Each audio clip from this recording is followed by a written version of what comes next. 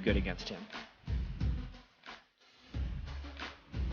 Still waiting on the last ban. We saw Shifter and High take Twisted Fate and Lulu last time. As you just said, that got banned out. High tried his hand at the Twisted Fate, which goes to show he's, like we said, one of those champions, or one of those players trying to open up his champion pool. But as you heard even Dig say, it's not really working to the greatest effect. Fizz is the last ban, even after the misplays. They know there is still game control to be had from High on that Fizz. Yeah, so that ban really means they're attacking him. Yep. Or they just wanted to throw away ban, because there's a lot of power picks up still. There's the Lucian, Braum, Lee Sin is going to be contested amongst these guys. They could actually combo Lucian and Braum together if Dignitas wanted to. Known as the most lethal way of activating Braum's stun because of the double shot Lucian gets from his passive. Concussive blows activated him almost immediately. But at the same time, that would leave up the Sneaky Twitch or Sneaky Corky. This is just so much on the board for Dignitas right now. The music building the intensity. Hey man, if they win this one, they are in sole possession of first place. Yeah. To end week 4, because they were tied with LMQ coming into the day. LMQ, of course, was defeated by Curse in a big upset. Go for Zion Spartan's priority on a carry top laner and getting Cutie Pie, that Lucian play. Slow picks coming to this champion select. Last game of the day is definitely taking the longest so far. Meteos already has his pick. Balls does not play that Lee Sin in the top lane. And Cloud9 wondering now what to do out of champion select. It was said by Dig here, this is where they could get C9 to falter. Yeah, which is not historically the case by Cloud9. That's true. They're the speedy ones in champ select, but maybe they're calling themselves into question a little bit. They had a very confident champion select yesterday where they picked a lot of champions for the first time. Really slowing down today. Interesting. They're really not respecting Kiwi Kid's ability to play Braum. And they're not confident in Lemon Nation's either, because he picked it early. Or they just don't like it for the early laning. Even though Braum has been doing a lot of lane swaps, the early laning hasn't been that good because teams are shoving him in a bit and he's not able to land those Qs to get aggressive. Does seem like the players are not yet up to par on the comfortability of the Braum situation. Thresh for Lemon Nation, something consecutive for him, something in the wheelhouse picks. Shifter usually leaving himself towards the end here. Going to see what C9 rounds their team out with first. So we'll probably see the support coming in for Kiwi Kid onto this one. Last time they played, if you can remember, Kiwi Kid having that amazing Zyra ultimate to secure a 23-minute Baron for Dignitas. That's how much control they had over the game. And wow, it looks like he wants it again. Wow. Even with the Evelyn up, Crumbs decides to go for the Nocturne. Yep. He really had a good time on that Nocturne in their last game. That is a really bold pick by Dig. Also means Braum's not going to be picked or banned this game. One of the first. Absolutely. Nocturne going through, like you said, so Sneaky and Lemon Nation. The AD carry and the mid laner now to be picked up here. What will High have a chance at? I feel like he's almost kind of stressed into a situation here of something to pick. 3 mid laners on one side as well as 2 on the other, and he goes back to the Nidalee. Good pick for him. It makes a lot of sense. They can use the Corky missile poke as much as they want. Oh, wow! Very cool. So back in Season 3, Shifter's main mid laner was pretty much Ahri. And he is one of the few to continue to play her. A lot of people have been picking the Twisted Fate into Nidalee, but as we saw in the last game, and not always a solid initiation, he'll be dive buddying with the Nocturne. Ahri Nocturne used to be a classic composition of you use these 2 ultimates and you kill whoever you want on the map, generally speaking. Charm, done. Yep. And that is probably what Dignitas is going to be looking for, finding small windows of pressure to break Cloud9's team up. Something Cloud9 has been struggling with a fair bit this split. The Ahri pick and the Nocturne, two very interesting choices there by Dignitas. Looming memories of the Nexus Ahri Lichbane from Shifter being able to take out the game. We've had some close, I wouldn't say close, but we've had base races this week, so we may just get another one. So the champs are locked in now, the teams are loading, and the only thing left to do is see who you are predicting to win. According to LOLesports.com, closest win of the day, 57% of you are saying Dig will come out on top during this fight. A lot of Cloud9 faith still with the fans. Keep those votes coming over on Twitter as well. Send your picks to @LOLesports. Use either the hashtag C9win or DIGwin. It's the team tags of the teams. Make sure you send it to @LOLesports, or it doesn't count. Nope, doesn't Very count. important. And we want to read it. Of course. If you can use more than 150 characters, that's pretty amazing. 40. God, I don't even use Twitter. Coming into this game, we saw a good early level 6 from the bottom lane. First blood was taken about 8 minutes from Dignitas. As Hai said, they just kind of controlled me in mid lane. But as soon as each lane got their 6, they got it before C9, and that's really how Dig started to win the last time they played this game after watching it twice. Very good play. Dignitas set themselves up for an early lead, and they held it. We'll see if they can do it again here. Coming in our last game for the LCS in week 4. We'll see how the game plays out. Yeah, neither team starting with an early ward. Lemon Nation doing the sweeper start, though, something he's been doing a fair bit more, especially when he goes with the Thresh because he does the Health Crystal into early Sightstone. The level 1 counter invade threat of Dignitas will be very high if they were to continue to group up, because Cubic Kid could, of course, have that pass-through grasping roots. But they are doing the defensive line, which actually indicates we have a pretty good chance of getting standard lanes in this one. I love it. Standard lane really showing how the teams are panning out. With all these changes, we've only really gotten to see how they play chaotically in 2v nuns and roaming around the map. It'll be really good to see how teams size up against each other. Believe it or not, the last time these two teams faced, Dignitas beat Cloud9 in 28 minutes and 11 seconds. That is their fastest loss ever playing in the NALCS. Yikes. Fastest win for them was 25 minutes, so definitely not something that they want to have happen again.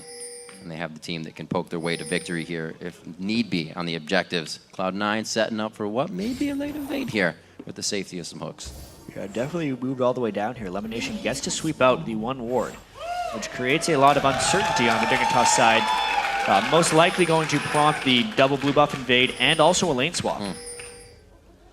It's been real interesting as well, trying to diagnose the Cloud9 struggles. Because let's be honest, this is a 5-4 team that was a 24-4 team last split. I was checking for a person. Threw it a little early. Yeah, a lot of it just has to do with Cloud9 has always been a team that relies very heavily on just overall map pressure. If you think back to when they first started playing, they were incredibly strong in the lanes, which meant Meteos could freely farm the jungle and power up and then gank very efficiently because his lanes were always winning. It's so easy to gank winning lanes. You're always at an advantage, and counter ganks come almost second nature, or even turret dives. Right. Come up and Ball's already winning the lane. All right, buddy, I'll help you out and dive that lane. But in the game right now, as you can see, there's a lot of jungle sharing going around. So the jungle isn't as individualized as Meteos would necessarily want it to be. You know, we see Crumbs and Zion Spartan sharing. Meteos has to share with Balls at this point, and both of them end up being very far behind. You add that to the fact that when we saw Cloud9 at All-Stars, their main strategy was ganking top lane again and again. They can't do that right now. Right. We even heard Hai just recently speak about how they're kind of trying to correct the problems. And even if you know what the problem is, it doesn't mean you have the answer right away. He said, we're trying things, and sometimes they still don't work. And Hai in particular has a lot of problems of his own right now. So much, like I said, of Cloud9's play is about overall map pressure. If one person makes a mistake, steps out of line and dies, all map pressure is lost. And all the work the jungler, the top lane, the bottom lane, the support did is gone. And Hai has substantially more unanswered or somewhat random looking deaths than he ever has before. Yeah. And he's really just lost his consistency, which really hurts Cloud9 as a team. Back to the early Dragons, courtesy of the 2v nuns. Looks like Cloud9 will pick up a little bit of this early gold, nothing substantial. They do get the timer, and they do get a lot of what Cloud9 loves is map control here for the next move onto the Dragon. So slow moving on this. Still the farm from Sneaky, 18 to 15 on what Cutie Pie is doing in the top lane. We're just going to be back to lane farming. Yeah, and it's beneficial actually that Hai has picked this Nidalee and they're not losing out on the early game invades. We just saw the EG versus COG game where Link was Nidalee in the mid lane and got very heavily punished by Elise early game jungling and by Twisted Fate Roam. But it's much more difficult to punish his Nocturne early game because Crumbs wants to basically farm up until level 6 before making his first big engagement, which does give High some time to trade farm without losing that much map pressure.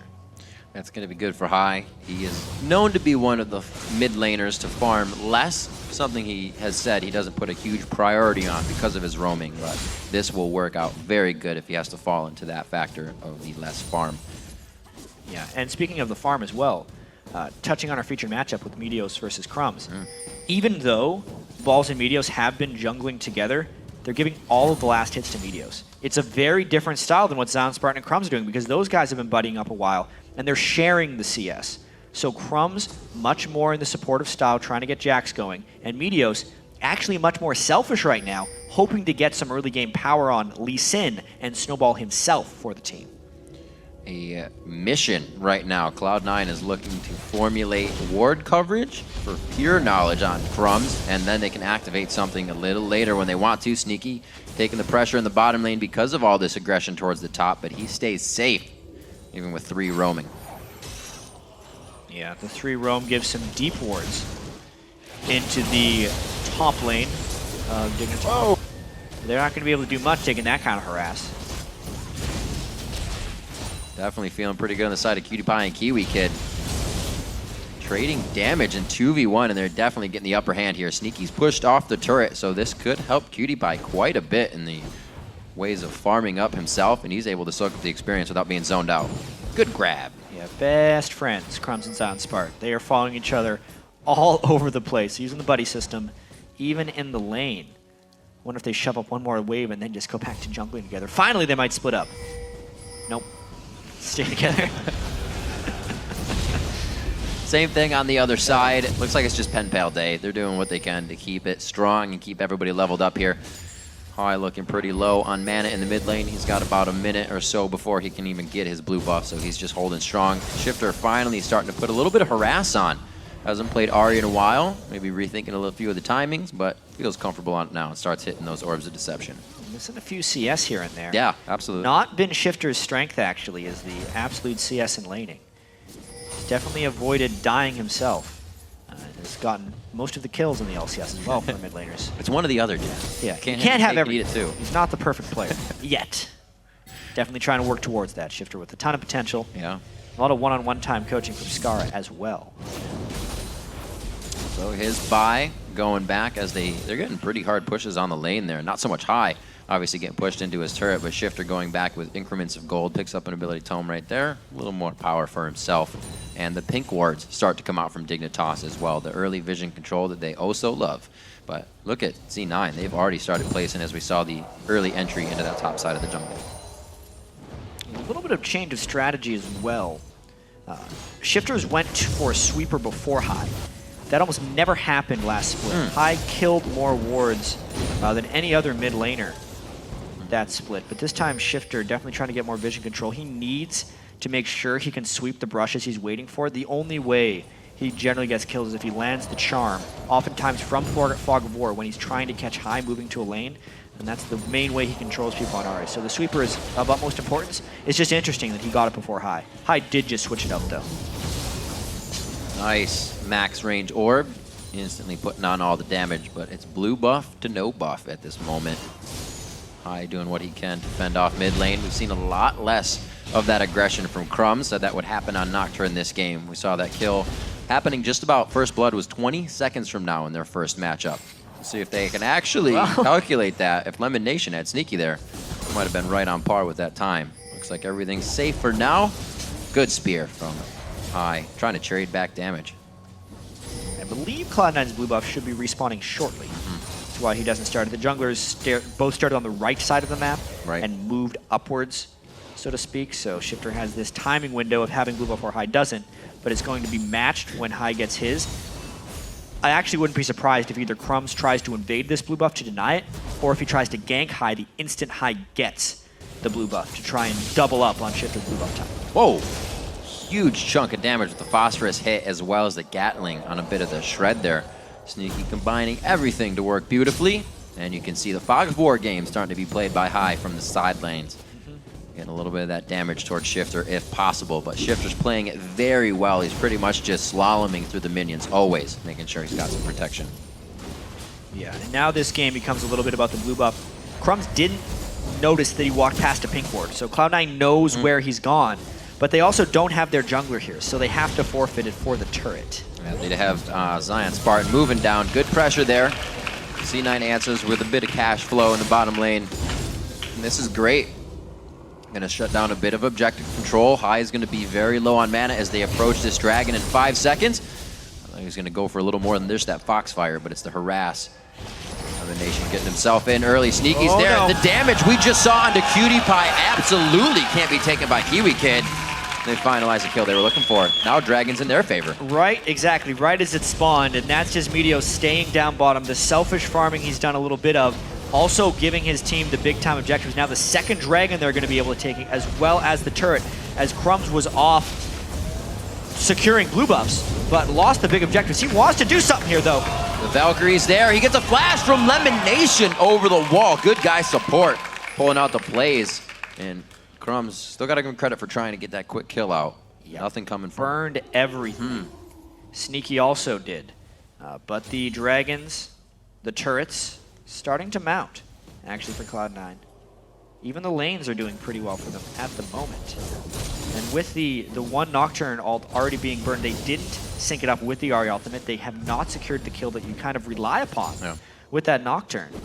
But the good news is he ulted with a blue buff, and there's a very, very long rank 1 cooldown on that Nocturne ultimate. So with the blue buff, it will be 121 seconds. That's the reduced one, and he's got 90 seconds left. But all the flashes of Cloud9's bottom lane were burned. Right.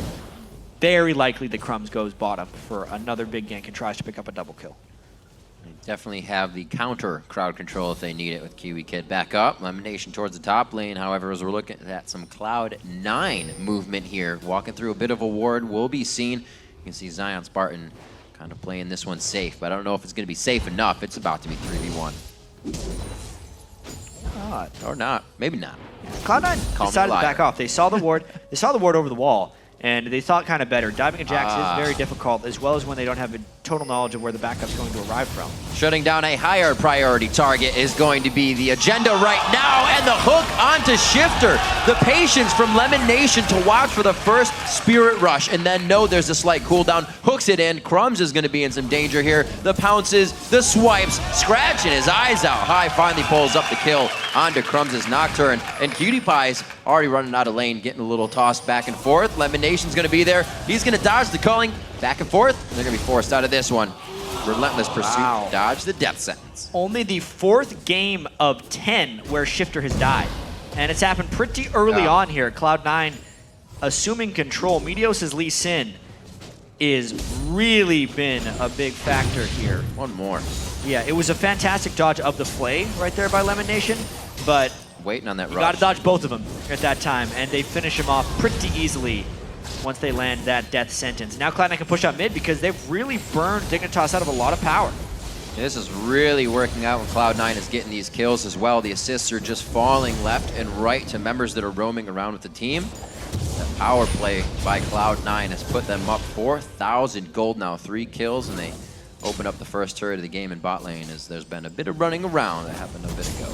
Yeah. And we have to pay very close attention to the frequency of fights in this game, because the more frequent the fights become, the better Cloud9 is. They do not have to wait on their ultimate cooldowns necessarily. Lee Sin is incredibly strong without his ultimate, as well as Nidalee, who just swaps forms and can throw spears every few seconds, whereas Shifter needs his Spirit Rush to do big work, and Crumbs needs his Paranoia to make big things happen. Even when they're using those skills, they're still losing the engagement. So the pressure advantage is absolutely in the favor of Cloud9, as long as they don't have any of those random deaths that have been plaguing them throughout their defeats. Constant windows to fight in, even playing very strong with the summoner spells down as they go into some of these engagements. Very, very ahead of the game right now. Cloud9 trying to put on some more damage. High with that blue buff is just wreaking havoc on this turret, and Dignitas cannot answer back. Crumbs waiting on the wing. His ultimate is up. This is going to be scary if the team cannot close in as quick. Really wanting to get this fight. High putting himself in a bit of a danger zone. But Crumbs not wanting to burn it because he would just be diving into a 4v4. Right. And they're not actually stronger than Cloud9 right now. Bam! On the outside, High hitting another one. Repeat of the hits with the spears coming out of High. The javelins are just hitting left and right. A charm cannot be followed up on by Shifter as he crests it just outside a minion range. Wow, these are going to be doing big damage. Look how squishy they are. Spirit Rush burned by Shifter, no Yep. ultimate on Ahri. This means Dignitas' initiation potential is basically non-existent, and let the siege continue. That's why Zion Spartan is coming down bottom. They're really needing to push Cloud9 off of this immediately. This is like a flip side of the first time these two teams played. Like I said, it was a fast game, but Cloud9 is just looking to beat down the doors of Dignitas' front line of turrets here. 15 minutes in, almost hitting another spear at max range. Probably would have taken down Kiwi Kid. He's in a dangerous spot, and just look at all the bushwhacks as well. Run in the wrong spot, and you're giving vision to your whole team behind that turret. And with the Corki as well, spamming the missiles, it's just too much to dodge. There's too many things to keep track of. They're clearing the wave so quickly and get so many free shots at Dignitas. It's an indefensible turret for them at this point with the blue buff ninja. Beautifully played poke composition coming out from Cloud9, and they just push Dignitas off the turret with little to no pressure and damage. Really just causing Dig to use ultimates sporadically out of being scared. Dignitas kind of has left here is the strength of Zion Spartan and the hope that Crumbs can get a big ultimate off. That's true. But We haven't seen much of him. Crumbs had that window where his paranoia was up and the flashes of Sneaky and Elimination were down, but that window has passed. They have still yet to be able to synchronize the ultimates of Ahri and Nocturne. They're still sitting at 0 kills with a pick composition 15 minutes in. So things are actually very grim for Dignitas right now. We'll see what they can do, assessing now how strong Cloud9 is. We get a glance at the top lane, level 10s and Zion Spartan and Balls. We're kind of saying that Balls hasn't been living up to what his expectations were of the summer, or the spring split, I should say. A lot more kills, a lot more control over his lane. Very even here on the top side. Nobody has that advantage. Exactly. You wouldn't believe it if after the All-Stars or after the spring split you said after 9 games, Balls would have fewer kills than every other LCS top laner. Right. But that's actually the case right now. He is very much been denied farm, and because Cloud9 has been struggling as a team, they're not finding the team fight ability for him, and he's just kind of trapped. Would always be that last man to dive in with Dragon's Descent and clean up 2 or 3 kills. Make sure the 2 or 3 kills are secured as well. We're trying to formulate that right now. He's in the top lane still against Zion. Haven't seen too many teleport plays either. It's been the power of 4 from each team, and right now C9's is stronger. Dignitas doesn't seem to have an answer to this siege. They're trying to just have Zion Spartan farm up in the top lane and hope that the power of Jax versus Shyvana will be enough. But they either need to find a clean initiation onto Cloud9 or have Zion Spartan teleport in for a 5v4 because they're just getting destroyed in this siege game. Oh, PewDiePie, this is getting dangerous. Almost getting a few plays in. Wow, very nice spear predicted by High on that one. Looks like they're going to get all the pressure they need. They poked enough as well so that Dignitas couldn't counter-engage that. One of the biggest things you can't do as a poke team is corner yourself at an objective. This time, Cloud9 didn't go for the objective until they had landed poke, which made it safe. And not get yourself pinched into that melee range. Just missing the charm. Shifter trying to use his minions as a little bit of cover for his abilities. Almost catches High off guard there. Looks like Crumbs again trying for High in the mid lane. Very slippery, niddly, and just the magician at escaping these ganks. High's going to keep it safe. 1-0 and 1 for him. Shifter yet to come up with some kills in a game. They're making sure he's not getting what he wants, and he's been a key to Dig wins. Crumbs is hoping that this dive works. They're running out of options at this point. Unless they snowball Zion Spartan and make it so Jax can take on 2 or 3 people, they're losing this game.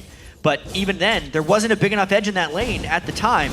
Now they've landed a bit of poke. Expect the Nocturne ult probably with the next wave. That's the HP they're looking at. He hits the Dustbringer to start, and it's almost a little too early. And he alerts Balls to that situation. The teleport's used there in the top lane, but that's both laners, so this is Zion. Maybe could get a lead. And this is why map pressure overall is so critical to Cloud9's success. When they went for Balls, because they have the mid lane already pushed up, they can make a move in the mid lane. But the wave clear actually does come out from Dignitas here, and the Nocturne ultimate is still up. A little bit of danger here if Dignitas wants to initiate. They have that ward just on the side of Wraith. Tower's gonna go down. A great ult from Kiwi Kid, but it's really to keep the rest of the team safe as he goes down. An ultimate, whoa! Pulls up to Meteos on the safeguard. They try to get the sneaky, but he flashes, actually heals himself and gets to a safe position with Valkyrie. Still looking at Shifter for some damage on this one, but it's a Kiwi and Crumbs down at the beginning of the fight. Dignitas is so hesitant to pull the trigger at this moment. They were caught on Kiwi Kid. He had people locked up in a Stranglethorns, and Crumbs watched. Then after the death happened, he decided to ult in right as the turret dies. You knock your ult right now if you're going to do an initiation. Once you've given up the kill, you do not decide to do it after the fact, because at this point, Cloud9 has recovered from the peel. They're no longer suffering from the knockup, and they can focus their full attention on the Crumbs. Also, their cooldowns are back, because we talked about the frequency of fights. They killed one, they let the cooldowns refresh, Cloud9 killed them again, and Cloud9 is just in complete control. We'll see if Dig can make any more moves. They're going to have to push themselves outside their comfort zone to do it. Cloud9 on top of this game and can pretty much do whatever they want. 69% to 31 coming in on this one as the Cloud9 fans begin to back. Dignitas is such a weird team. Not in the physical sense, but in the gameplay. Because they're so inconsistent. Why do you see this play out of Dignitas? One day, they play flawlessly. They destroy Cloud9, and they have this air of confidence, especially when you talk to them. And then they come into this game, and they haven't made a single solid play in 20 minutes. Not something you would expect from a team that, if they win this, they are in sole control of first place in the LCS. It is just very confusing. Definitely shaking their confidence. Things like this not helping as well. Whatever it would be, we thought the last grace for the team to come out on top is already being focused. Now Zion Spartan goes down, try to solo invade the jungle. Yeah, they're not playing as a team. Whatever happened between today and yesterday, because they were great, flashes in a straight line through the corridor to get hooked. And now they're basically relying on Crumb's flash smiting this solo. He's gonna try for it, I think. Warding is deadly. I think we can take that from that last play. Now as Baron going down very, very low, 2,900 health. Baron healed up a little bit there to 3,000, but they're still trying to get a bit of damage. A good calling from Cutie Pie. This is Dig now trying to throw back their DPS before the fight starts. And it looks like it actually worked this time. Gaining a little ground there. They still have a long way to go before they can start initiating more. Cooler minds prevail in the Baron right there. Yeah. Dignitas had landed a good amount of poke, and Cloud9 realized they only had one person dead. High actually gets caught out though! That is exactly what they needed. Cloud9 feeling a little too sure of their positioning after disregarding the Baron attempt, and Dignitas takes hold of that instance. Finally, Dignitas pulls off a good play, and that was all because Cloud9 overreached a little bit with that Baron attempt, and instead of immediately backing after the Baron, they continued to think they had control of the map. When they spent so much time as 5 people around the Baron pit, they lost that control, and that's why High got picked off by Dignitas. So we did lose mid, but you get top. We have to consider that not actually a lot of summoners were blown as Lemonation and High went down. So with those champions there, good on Zion Spartan to grab another turret. They're still 5,000 gold behind, but seeing that damage out of Cutie Pie and seeing the movement there by Dig, they may be giving Cloud9 a second thought. Yep. So signs of life, absolutely. You can see Zion Spartan with his Blade of the Ruin King as well. They need him to become that split push force. He still has his teleport. Surprisingly, Cloud9 right back at the Baron. They are very focused on controlling this area. They know Dignitas just went back as well, and they're hoping Dignitas is afraid to check because Cloud9 has been so focused on getting picks previously that maybe they can scare them back. That one hook by Lemon is going to delay things, but when they realize he has no backup, and when they take that spear, they know. Crumbs is on it. They put way too many wards down to even be swept out. They're really relying on Meteos to be able to smite this down. 2,500 on Baron, and it looks like they once again back off. Cloud9 having the less health once again. Hey, very strange. Dignitas knows all about what happens when teams overreach for Baron. Dignitas has lost more games than any other team, probably in the world, while trying to do Baron. So Cloud9 kind of risking the same threat right here, but disengaging whenever they try to do so. So Dignitas very experienced in knowing how to stop that, actually. Oh! No! Woo! Like an up shot to the leg. He is so weak. Gets out with 1 HP. Level 8 Kiwi Kid. Only health item is a Sight Stone. And High has a death gap. Oh dear. I think everybody winced on that. You know it hurts when you're wincing at home. You're not even playing the game. 24 minutes on the clock. Cloud9 finally walking onto the front steps. Feeling pretty controlled here as they have Dignitas members almost surrounding them. It looks like they'll be able to get out of this one safely. Shifter is going to be backing. Haven't looked at items that much. The threshold of High on the Rabadons and the Athenes, a lot bigger Then Shifter, as he tries to build the Rabadon, still a little bit behind. If he gets the Void Staff on Italy as well, Yeah, he's almost there. Huge break point. Hai has had a fantastic Italy game. 2 great Italy games, actually, when he's played it. The fact that Meteos is almost at randoms as well will make initiating much easier. He'd be able to tank up the culling shots just by himself. And also the Trinity Force being completed is a big power spike for Sneaky against Damacutie. Bloodthirster plus Trinity Force, in my opinion, is the strongest moment in the game for Corki. Because he has so much trouble splitting his magic damage and physical damage. Building penetration is very difficult for him. But just having the straight up damage item before people have been able to itemize for either armor or MR, Corki's incredibly strong right now. Oh, they're pushing back up mid. You can see Sneaky always with his Zerker boots on that Corki. Some go for Sork. He loves to go for the auto attacks along with the rest of the team. Well, Meteos traveling a little bit farther than he wanted there, but if your eyes, and you did not blink, stayed on Meteos, he's back to safety somehow. He's safeguarding onto a lantern. Yep. The fastest way to jump across the map. Split push happening once again. Teleport on both top laners and a siege happening from Cloud9. This is kind of back to what got Cloud9 here. Their sieges were so successful when they were able to land enough spears, and Balls could hold off Zion Spartan. He will not be able to do that forever. So these sieges actually do have to work for Cloud9 in order for them to close out this game. Cloud9 definitely buying a lot of time with Zion Spartan not being big out of the laning phase.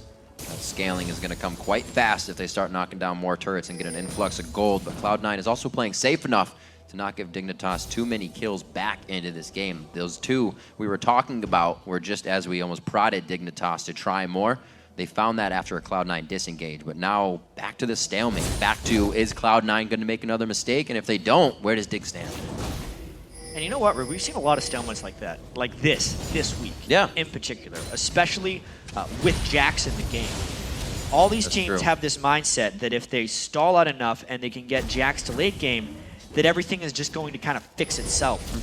But this week we haven't been seeing the Jax winning whatsoever. Just because you have a farm Jax doesn't mean you can win late game team fights if the rest of your team is behind. So what's incredibly important for Dignitas to focus on right now is while they do have to keep Zion farming, they have to make sure that the rest of their team doesn't fall behind as a result of that. Because the collective strength of the team will still be in favor of Cloud9 if the gold lead just continues to increase for them. When we look at our featured matchup, Meteos has definitely played a stronger game than Crumbs this time around. The flip side from our last game where Crumbs controlled the game, it's really been Meteos back and forth. 2-0-4, he's participated in every kill on the map. Yeah, and the Lee Sin has been massive for him. So many, actually, of these jungle games this week in the NALCS have been trending in the side of the jungler who builds a Sightstone. The team control that seems to happen off the back of that. Obviously, Lee Sin can take better use of it than most other junglers. Absolutely. But it's really just helping the teams find the poke opportunities and control the objectives. Cloud9 has seemed to iron out whatever their problems were from last week's games, from a bit of yesterday. Ooh, Crumbs, good spell shield there. That was actually the Dragon's Rage. That was the kick for Meteos on his ultimate, and that was canceled out. He wouldn't have even kicked him backwards at the time of his forward jump. So let's apply damage and get pressure for the Baron. They got the pink ward down on it. Let the Samba begin. Seen this story before. Cloud9. Choose your own adventure book, remember? Yeah.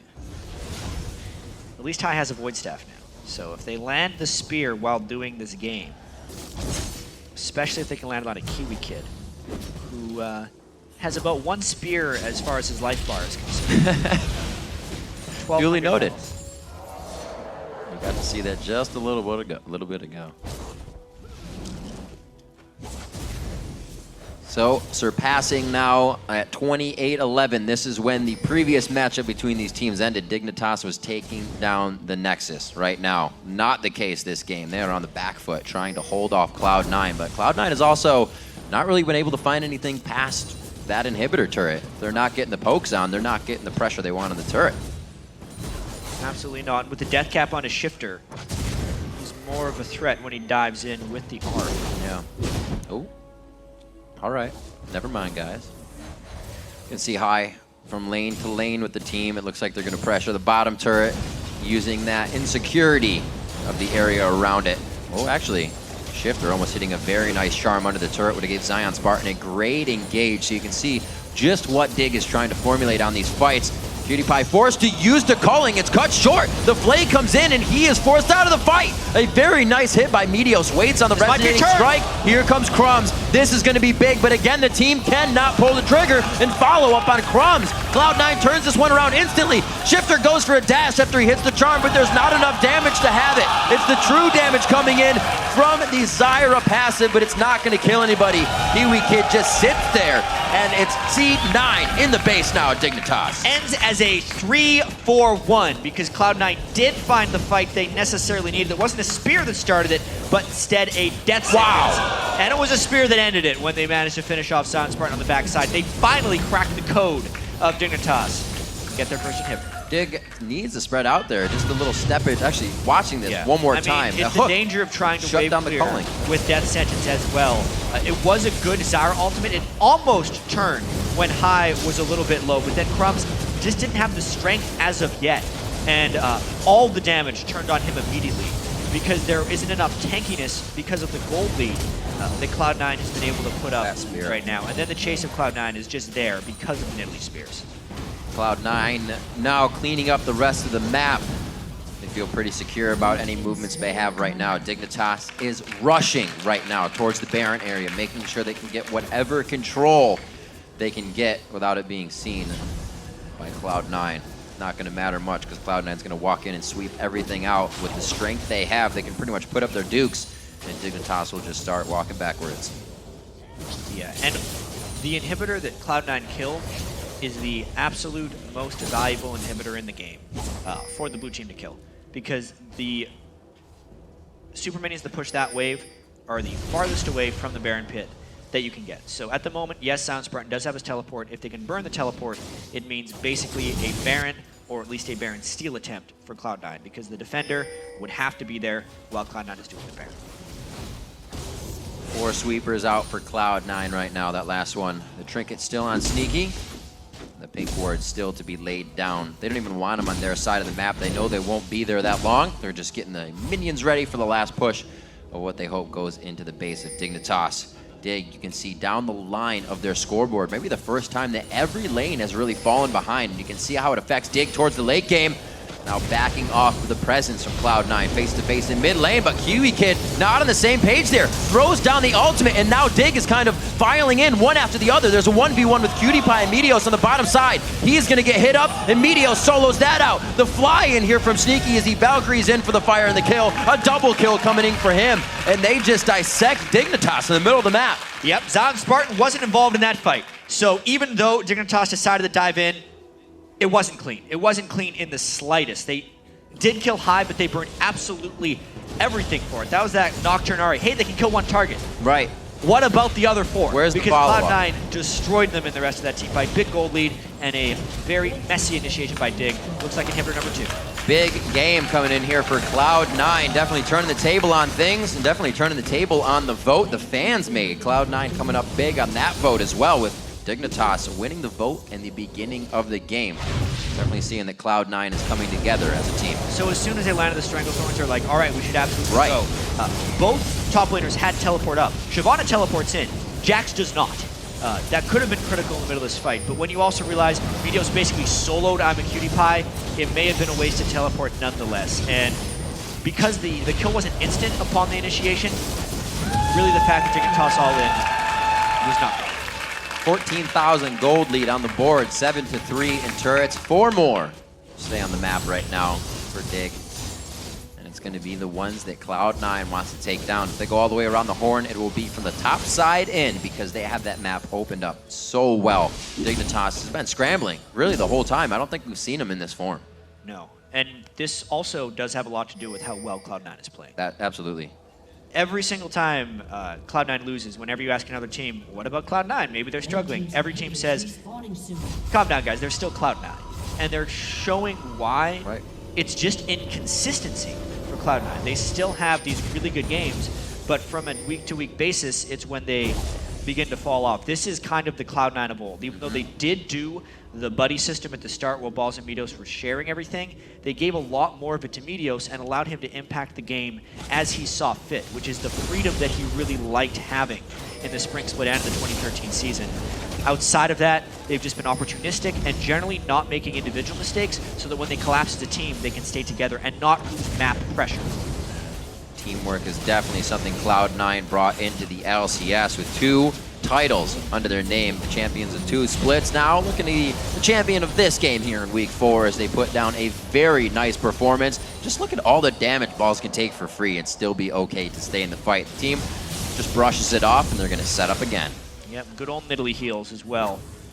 Plus the Baron regen gives them all the staying power they need. They clean up that middle inhibitor, and textbook move right here. They're going to be going for inhibitor number 3. Expect Crumbs to try and be the wave savior on the other side and ult in when the fight happens, but he's so weak. They're going to focus him immediately, and with that poke, not much Dig can do. You know the spears are coming. You'd have 34 minutes to dodge and be prepared to dodge them, but High is still making them connect no matter what. 12-4 in the game. It's kind of amazing to think that Dig has only been able to get 4 kills out of Cloud9 here in this 34-minute matchup, and the Nexus turret's now in the eyes of Cloud9 at 35 minutes. It's looking grim for Dig. May try one go for broke attempt. The counter-strike is thwarted out. Doesn't even jump in from Well, they're so low at this point, they're basically just feeding kills if they decide to go in. Cloud9 in complete control, pushing the Nexus. Absolutely staring Dignitas straight in the eyes as they take down their Nexus turrets. They're gonna start to make the scramble for it. They are able to take down High. He's not the biggest one to take down the Nexus, but he is gonna be the one that would be delivering the heals. A good kill going down into Shifter, and I'm a cutie pie. Ball's now going out of the Nexus. He's not gonna have enough to take it down. They may have extended the game just a little bit on this one. Eric, actually huge. I go to correct myself. Meteos and Ball somehow not dying just yet, but I don't think they'll have enough to end the game here. Dignitas does actually hold them off with that fight. There was a little bit of split focus by Cloud9, some on the turrets, some on the team fight, and now it's actually Crumbs and Kiwi Kid versus the world as they try to stop these super minions from killing the Nexus. Oh my gosh! It's a tough fight. Oh my gosh, no! Wait a minute. They got spawns coming out. They just had 5 seconds ago a minion wave spawn. They should be all right. That was super close. I'm sure they were. Zion is a little low. low. He could die if he gets hit by super minions. This is a They have more than one fight to go at. Oh, no! No! Balls goes in! 36 minutes into the game. You gotta be kidding me. Balls flashes in for the twin bite on the Nexus. Gets himself 50 extra gold. And Cloud9 takes down Dignitas. It was only a matter of time by the end of that game. But really, what a performance by Cloud9 through the very start to the end of that game. They controlled it from very first blood. They killed Shifter 2 times, which is double the amount that any other team has been able to kill him. And they pick up a very important win for themselves over Dignitas, who was in first place. I think they crippled Dignitas in that game. They really did. They did not allow Dig to really breathe. Kiwi Kid was the instant focus of every fight because he went down in the blink of an eye. And it was like a few auto attacks on to the next one. Great control over the map. The last time these two teams played, Dignitas lived in Cloud9's jungle. I don't think they got a chance to set foot there. No, it was a complete role reversal from the first matchup these guys had. What a week in the North American LCS as well, because Dignitas and LQ, they were the first place teams coming in today. They both lost, and they're the first place team still. I mean, just because everyone is so close, you know? But it's not by any means a one-horse league like it used to be. Cloud9, and last split it was Cloud9 and TSM. This split, Cloud9 and TSM are better, but boy, there is a logjam in the standings. Yeah.